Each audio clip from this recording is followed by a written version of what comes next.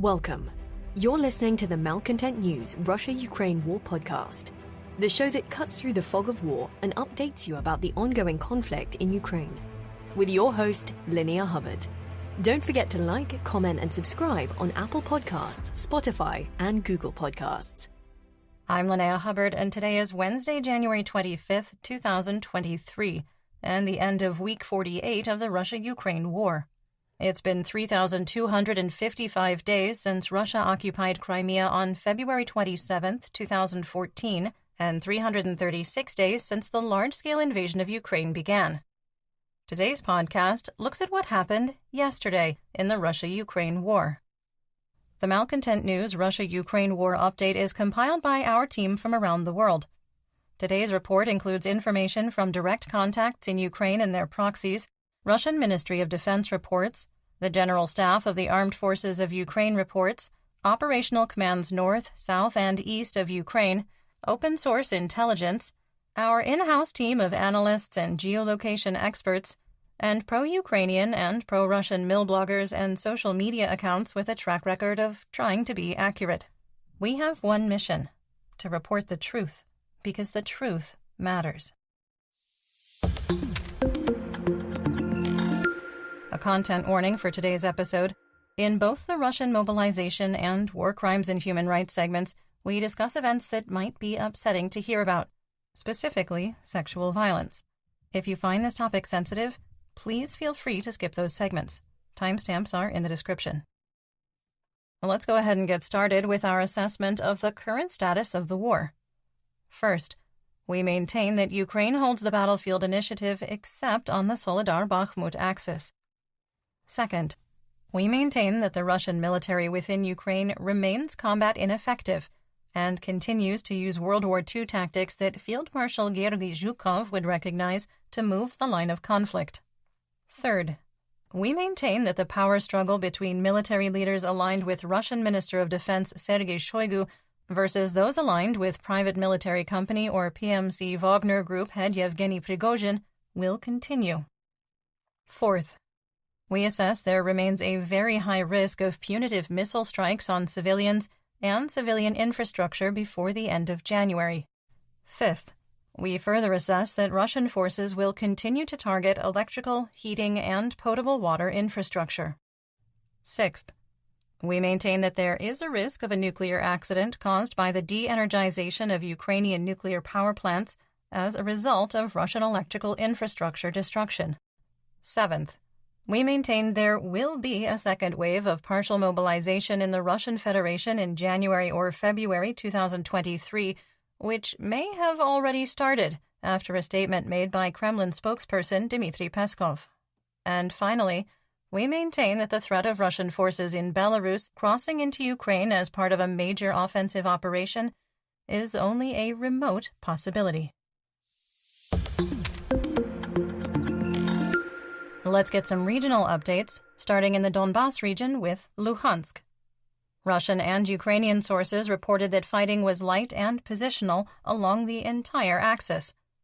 On the Svatova axis, positional battles continued on the eastern edge of Novoselivsk and the northern edge of Kuzymivka, with no significant changes in the situation.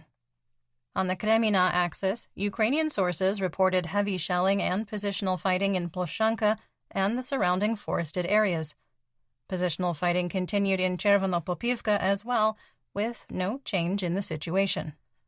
The General Staff of the Armed Forces of Ukraine, or GSAFU, reported that Ukrainian positions near Kremina and in Kuzmina were shelled. The GSAFU and the Russian Ministry of Defense, or MOD, reported that Ukrainian positions in Dibrova were also shelled. Positional fighting between squad and platoon-sized forces continued in the Serebryansky woods.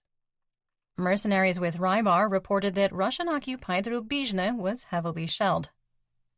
Unseasonably warm weather has caused the Siversky Donets River to partially thaw, which means no more crossings without bridging equipment. Serhiy Haidai, Luhansk Oblast administrative and military governor, said during an interview that another settlement in Luhansk had been liberated, adding that the official announcement will have to come from the General Staff. In October, the GSAFU announced that liberation announcements would not happen until a settlement was under full military control and no longer targeted by continuous artillery strikes. To meet these requirements, the line of contact needs to be 5 to 10 kilometers away. The GSAFU claimed that over the previous 10 days, there has been a decreasing number of regular Russian military personnel on the front and an increase in the number of Mobics pushed into heavy fighting. It was also reported that the families of soldiers in the Luhansk People's Republic, or LNR, 2nd Army Corps, are being evacuated to Russia. That is the pre-2014 Russia, not the we annexed Ukraine and now this is Russia. In northeast Donetsk on the Siversk axis, the GSAFU reported that fighting continued in Bilohorivka, the one in Donetsk, with no change in the situation. On the Soledar axis, Ukrainian forces have stabilized their defensive lines and are complicating PMC Wagner and Russian forces' ground line of communication, called a GLOC, that's a supply line, into Soledar. PMC Wagner continued their attempts to advance on Rozdolivka from Krasnopolivka without success. The GSAFU reported that a Russian attack on Sil was repulsed, confirming our earlier assessment that the satellite village of Soledar remains contested. Alexander Yaromchuk, a photojournalist with Federal News Agency of Bosnia and Herzegovina, broke operational security, or OPSEC, and reported he couldn't enter Soledar because Ukrainian forces had remote mined all the GLOCs into the Russian-occupied town, and his vehicle came under artillery fire. Russian forces have 3 access points into Soledar that converge on the eastern edge of the city, the T-1302 highway from the north and the south, and a road that connects to Popasna. To the southwest, PMC Wagner continued to be unable to make progress toward Krasna Hora. On the Bakhmut axis, fighting continued on the northeastern and eastern edges, with Ukrainian forces holding their defensive lines. NASA fire information for Resource Management Systems, or FIRMS, showed a thermal anomaly in a residential area in northeastern Bakhmut near heavy positional fighting between Ukrainian and PMC Wagner forces. We don't have the sufficient intelligence to determine who is on the receiving end of the artillery strikes. South of Bakhmut, the GSAFU reported that Ukrainian forces successfully defended their positions in the Klishivka area. 6 days after PMC Wagner claimed they captured the settlement, still no pictures or videos have been released. We maintain that Russian-aligned forces control most or all of the settlement, but the failure to release visual confirmation is highly unusual. In our assessment, PMC Wagner has likely not established military control of the settlement. Our assessment yesterday that a Russian attack in the area of Stupochki was a squad or platoon-sized reconnaissance unit was accurate. Finally, mercenaries with Wargonzo reported that a large artillery barrage struck PMC Wagner forces in Kurdyumivka. In southwest Donetsk on the New York axis, Russian forces continued their attacks on Novobakhmutivka, with NASA firms showing new thermal anomalies. As with most of the pictures and videos we reference, we do link to the image in our full situation report on Patreon. The 1st Army Corps of the Donetsk People's Republic, or DNR, launched an attack on the Ukrainian stronghold in Krasnohorivka from Novoselivka Druha, and were unsuccessful. See, Krasnohorivka is on a plateau, surrounded by water obstacles, and has multiple GLOCs supporting the Ukrainian stronghold. DNR separatists can't capture Avdiivka without capturing Krasnohorivka first, because Krasnohorivka enables Ukrainian forces to maintain fire control over the approaches to Avdiivka. On the Avdiivka axis, there was only positional fighting. The 1st Army Corps of the DNR shelled central Avdiivka and made another attempt to advance from Spartak without success. DNR separatists briefly recaptured the northern part of Vodiana, but could not hold the territorial gains and were pushed back. Wargonzo reported ongoing positional fighting in Pervomaiske, with no change in the situation. On the Marinka axis, there was only positional fighting in the city center. On the Vuhledar axis, Lieutenant Colonel Alexander Khodakovsky, commanding officer of the Vostok Brigade of the DNR 1st Army Corps, reported a large-scale offensive had been launched by his unit. Other Russian sources minimized the DNR role, claiming the reconstituted Russian 155th Guards Naval Infantry was leading the offensive. Lieutenant Colonel Khodorkovsky wrote on Telegram, quote, "There is an activation in the Vuhledar direction. Our troops were given a tough order. To the west, the order is being executed. In a number of sectors, the enemy's defenses have been crushed." End quote. Ukrainian-aligned Deep State reported that attacks were launched from Mikilske, Pavlivka, and Shevchenko, and repeated Russian claims that an area of dachas north of the Kashlahach River had been captured during the Russian attack. SVT Swedish reporter Bengt Norberg, who is in Vuhledar, tweeted that there was intense shelling all along the axis south of the 5-square-kilometer town. Several hours later, he posted a brief video. "We don't have a Swedish translator, and my Swedish is legitimately terrible, but we can report that he was calm, not dressed in protective gear, and even though I'm pretty sure he says the front is nearby, there were no sounds of artillery or fighting during his report." A still image from a drone video indicated that the Russian advance from Pavlivka had failed, with 5 Russian infantry fighting vehicles, or IFVs, destroyed. The picture was geolocated and matched the weather conditions in Norberg's report. Some assessment here. The Russian MOD did not claim major offensive operations involving the 155th in their reports, and we have significant trust issues with battlefield claims from LNR and DNR leadership, which historically have been, for the most part, exaggerated or straight-up false. The current evidence suggests that if there was an advance to the dachas over the Kashlahach River, it ultimately failed. On the Velika Novosilka axis, the Russian MOD claimed there was positional fighting near Prechestivka and Novosilka. In Mariupol, Ukrainian insurgents reported the Russian barracks tagged on Monday with, quote, "Glory to the Armed Forces of Ukraine," end quote, on the outer wall, exploded. There were claims that up to 200 Russian troops were in the compound at the time of the blast. The northern edge of Mariupol is within HIMARS range, but it would require bringing the Guided Multiple Launch Rocket System, or GMLRS, up to the line of conflict. We cannot confirm the claim. Russian collaborator and former mayor of Mariupol, Konstantin Ivan Vladimirovich Ivanchenko, is reportedly in a Donetsk hospital due to alcohol poisoning and is suffering from liver failure. Ivanchenko was fired on January 22nd, and there was no information on whether he was intentionally poisoned or drank low-quality homemade liquor. The new mayor is from the Novoazovsk Rayon, Olen Morgun. Morgun's first announcement as mayor was a promise to restore the shattered main port of Mariupol, which was met with derision from city residents, who were more concerned with having heat restored. We reported yesterday that Russian-occupied Ilovaisk was hit by rockets fired by HIMARS. Russian state media agency Izvestia ignored OPSEC and provided a detailed battle damage assessment. Warehouses and train tracks were hit in the attack, which probably didn't fully achieve the mission objectives. Additional details were shared in a series of photos, which we do, of course, link to in our full situation report. Moving on to Kherson and Zaporizhia. Ukrainian Special Operation Forces, or SOF, launched an audacious amphibious assault on Novokakhovka from the west bank of the Dnipro River to probe and test Russian defenses. Rybar wrote an account of the raid, claiming, quote, "Ukrainian units made an attempt to land in the Korsunka area on the left bank of the Dnieper in the Kherson region. The armed forces of Ukraine on 5 boats landed on the shore. 3 boats were sunk while still in the water, and the landing enemy units were destroyed in the village of Korsunka.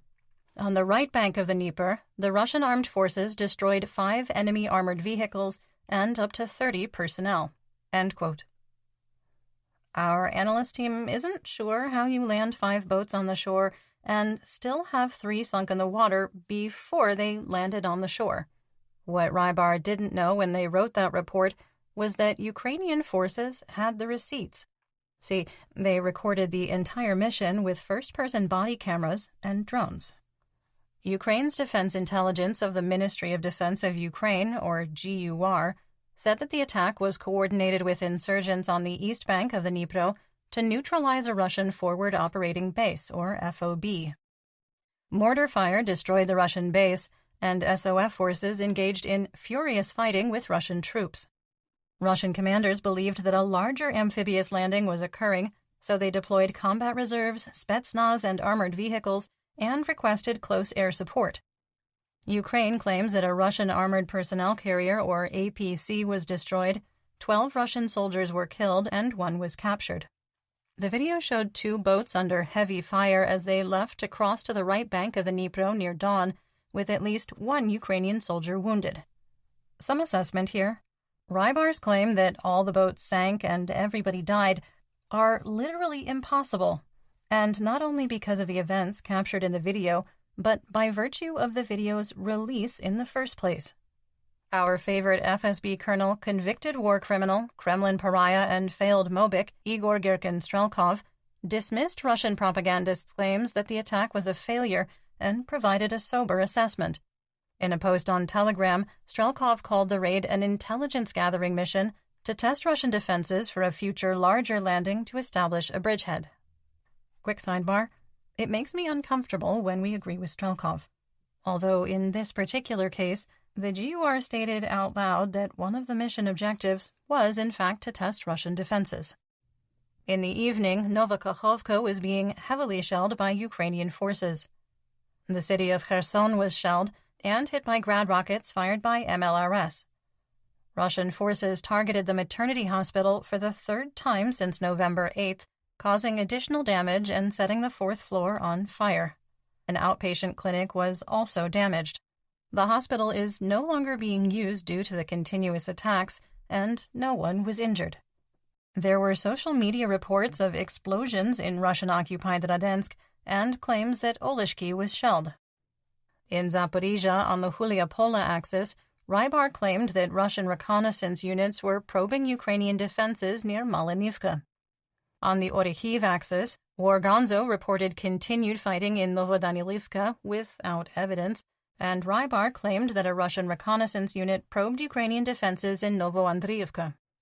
West of Orikhiv, Wargonzo claimed that fighting continued for control of Mali Sherbaki. Operational News of the Armed Forces of Ukraine released a video claiming Ukrainian troops were in Kamyanskia on the east bank of the Dnipro River. The video was tightly framed and recorded at night, making geolocation impossible. Needless to say, we cannot verify the claim. In Russian-occupied Berdyansk, a car bomb injured Russian collaborator Valentina Mamai. Russian officials claimed she suffered a concussion in the blast. An extremely graphic picture we have elected not to share, however, indicated that Mamai was completely scalped in the explosion. A recent photo of Mamai showed she had long hair identical to the color of the flesh and hair in the back seat area of the damaged station wagon. Assessment here. Insurgents in Berdyansk are getting bolder and increasing the number of attacks on Russian collaborators. There is once again no change in the status of the Zaporizhia nuclear power plant, with Energoatom reporting the 6 reactors remain shut down. You're listening to the Malcontent News Russia-Ukraine War Podcast. Our team of journalists, researchers, and analysts is funded by readers, listeners, and viewers just like you. To support independent journalism, please consider becoming a patron. You can find us on patreon.com/Malcontent News. In the Black Sea, Crimea, Mykolaiv, and Odessa region, the composition of the Black Sea Fleet changed again, with 11 ships on patrol, now including 4 missile carriers, capable of launching up to 32 caliber cruise missiles in total. We maintain our assessment that Russian vessels are being rotated in order to reload. We maintain our assessment that Russian vessels are being rotated to reload after the January 14th missile strikes. Some assessment. Keeping missile carriers at sea while launching MiG-31K sorties out of Belarus is likely an attempt to exhaust the Ukrainian people and air defenses mentally by creating 1 to 2 nationwide air raid alerts daily in addition to localized warnings. In north and northeast Ukraine, Russian forces pounded the Sumy Oblast for a second day, striking the hromadas of Bilopilia, Novoslobidske, Esmen, Shalechin, Miropilia, Krasnopilia, and Putovo, with over 180 mortars and artillery shells. Bilopilia was hit by 48 artillery shells and 38 mortars, striking a long-term care psychological and neurological care facility.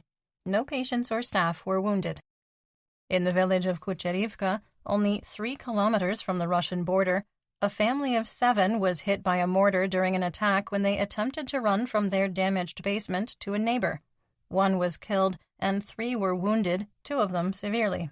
All 3 were hospitalized and 2 are not expected to survive.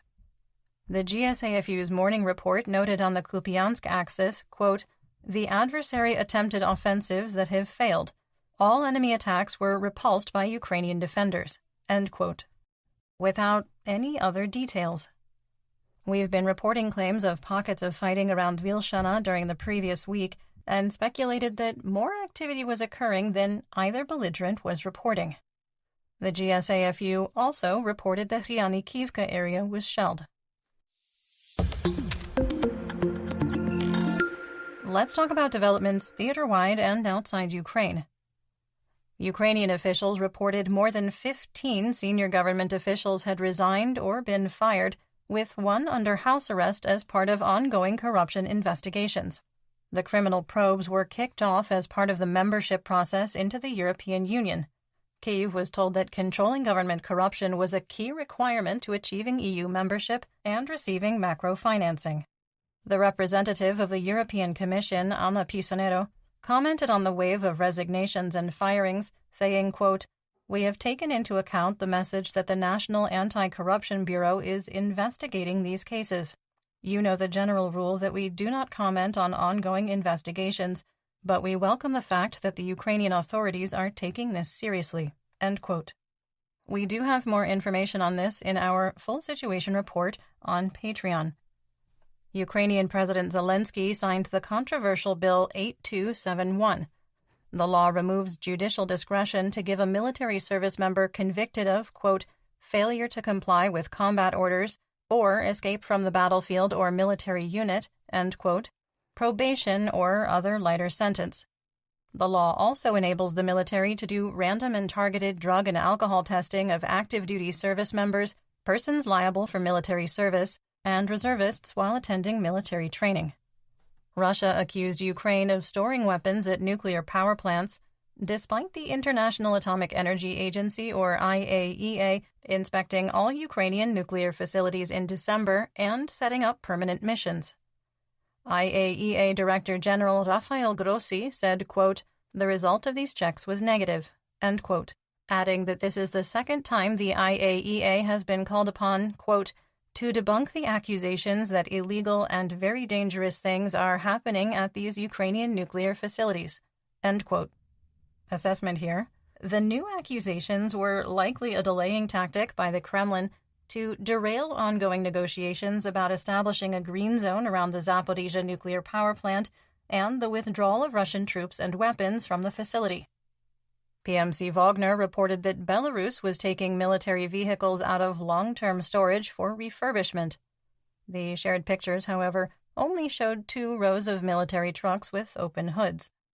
German Chancellor Olaf Scholz has reportedly caved from NATO international and internal pressure to license the transfer of Leopard 2 main battle tanks, or MBTs, from up to 10 nations. It is also widely reported that Berlin will authorize the transfer of 14 Leopard 2 MBTs to Ukraine, potentially providing up to 114 tanks if earlier reports are accurate.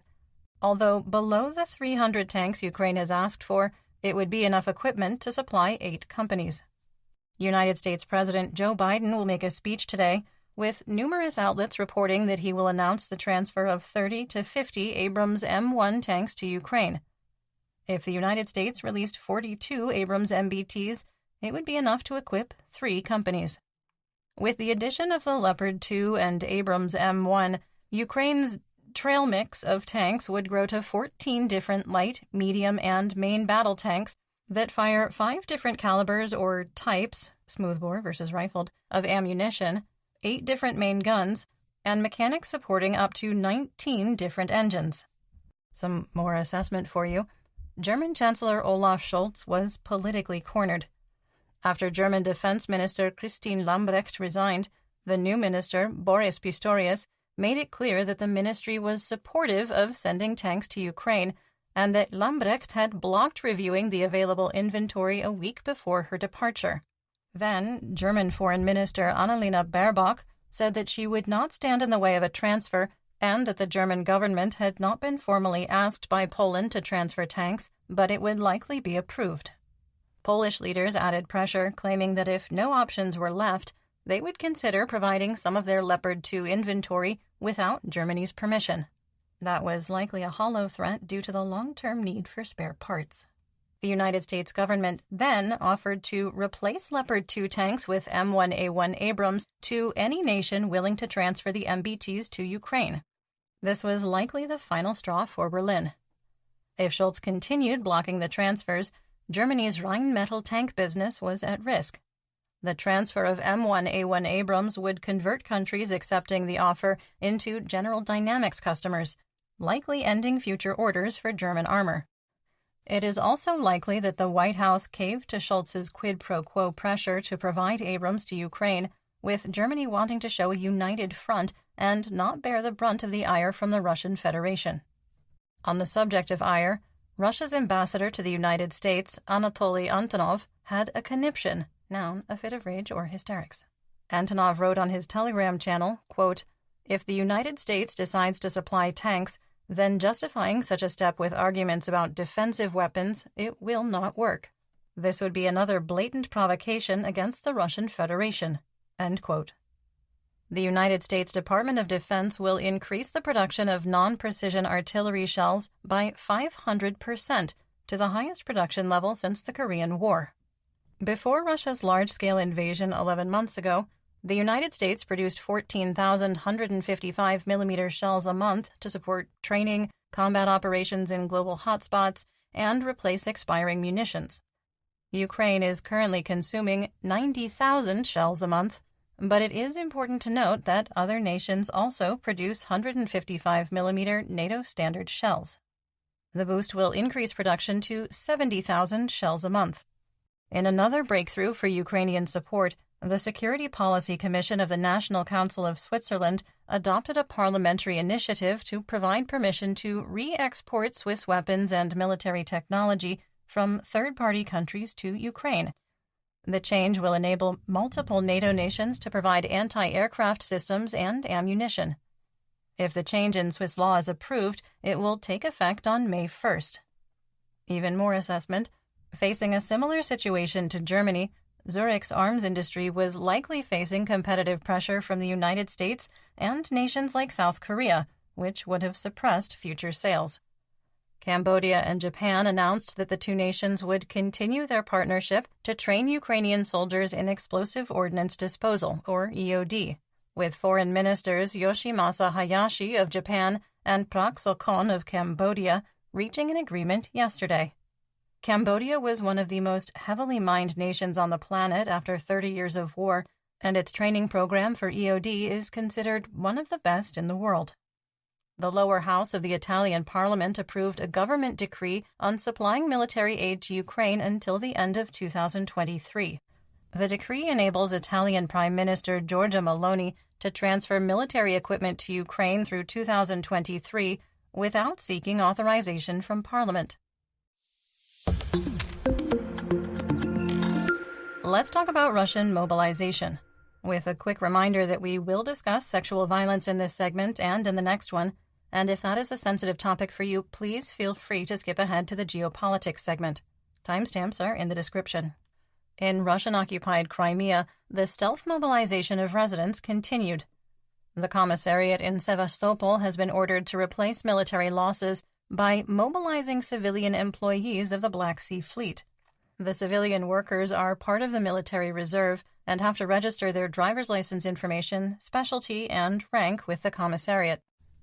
We had assessed on January 12th that when Moscow appointed Chief of the General Staff Valery Gerasimov to command the special military operation and demoted General of the Army Sergei Surovikin to his deputy, part of the motivation was to dim PMC Wagner head Yevgeny Prigozhin's star. in a sign that Prigozhin realizes that his Game of Thrones maneuvers against Russian Minister of Defense Sergei Shoigu have not gone to plan. He appealed to Chairman of the State Duma, Vyacheslav Volodyin, to protect his mercenaries, including former prisoners, from slander and discredit. He requested modifying the current criminal code's so-called Don't Say War law to include PMCs. Prigozhin complained that some outlets of Russian state media and Telegram channels are publishing negative information about Wagner's mercenaries. He accused journalists and mill bloggers of, quote, assisting the enemy and, quote, denying people the right to atone for their guilt before society for the crimes they once committed, end quote. Kremlin watchers expect his request to be denied. Our favorite curmudgeon and FSB Colonel Strelkov mocked Prigozhin's letter, pointing out that Prigozhin does plenty to discredit himself, like sharing videos of, quote, extrajudicial execution with a sledgehammer, end quote.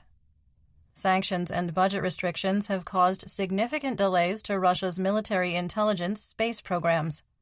3 programs have been delayed: REPAY, a high Earth orbit electronic intelligence gathering satellite; Hercules KV, a global space-based command and control relay system; and Sphere, a unified satellite communications system.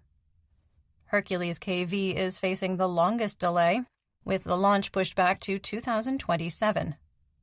Soldiers of the LNR 2nd Army Corps made a video appealing to Colonel General Ramzan Kadyrov to discipline members of Akhmat to stop Kadyrovites from, quote, raping brothers in arms.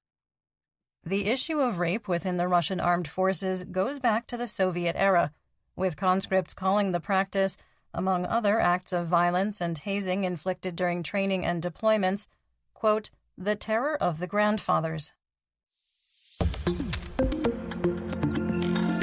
In our War Crimes and Human Rights segment, we discuss events that might be upsetting to hear about.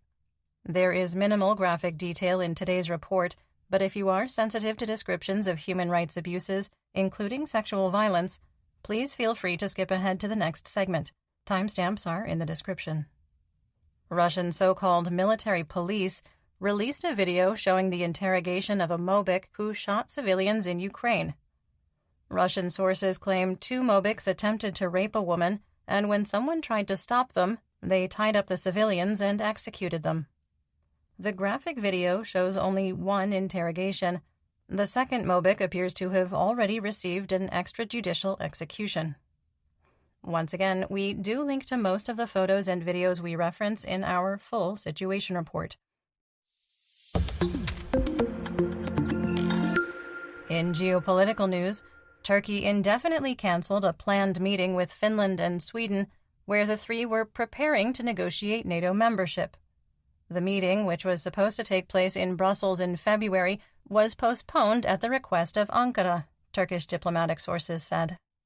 On January 23rd, Turkish President Recep Tayyip Erdogan claimed that his nation would not ratify Sweden or Finland's application to NATO, citing a Quran-burning incident outside the Turkish embassy in Stockholm as the final straw. In economic news, Russia has an unusual tea problem, and I don't mean a certain someone's special polonium blend. The hot drink is an integral part of Russian society, with 65% of all tea sold in single-use bags, and that's a problem. See, there aren't any filter paper manufacturers in the Russian Federation, and the supply is running out as sanctions bite harder into day-to-day Russian life.